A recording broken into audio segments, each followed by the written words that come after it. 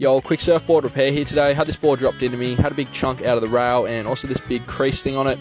Anyway, straight into it, just cutting out all that broken glass with a Stanley knife. Got to make it look worse before you can make it look better, so cut all that glass out. And my plan was for that rail damage was to add some new foam to it, just because it was such a big ding. Thought it'd be best just to add new foam, so cut out all the glass on that, then just gave it a sand back smooth. Then I'm just cutting away some of that foam here, just that weird bit that was kind of on an angle, just so I could add a new block and it'll fit in nicely just like that. Kind of locks in there. Then just making up a mixture here. It's just Q-Cell, Cabasil and fiberglass resin, just making it really thick just so I can stick it on there. So pretty much just lathering all that ding with it. Any excess just going to push out when I add the block just like that. So just stuck that on there and just pressing that resin in there just so it fills it up nicely. Then just using the rest of that resin just to fill up all the rest of the dings. It was nice and thick, so it won't add too much weight to it. Then when that was dry, I just had to sand it all back smooth. Just got the orbital sander out first just to take a lot of the excess off. Then just sanding the rest by hand just to get a nice finish. Then I cut up some 4-ounce fiberglass cloth, just did 2 sheets for all these dings. Then just glassing it here, just working the resin into the cloth. Just do the big sheet first, then add the second sheet and just repeat. Then when I was done, just getting the excess out with the squeegee. Then when that was dry, I just had to sand that back smooth, just blending it in with the rest of the board. Just doing kind of the sides with the orbital sander, then just doing the rest by hand, just so I get a nice finish. Then just adding my hot coat here, just another layer of resin on top of that. I probably should have painted where I added the new foam, because you can see here it's a little bit off colored, but I mean, still doing the trick.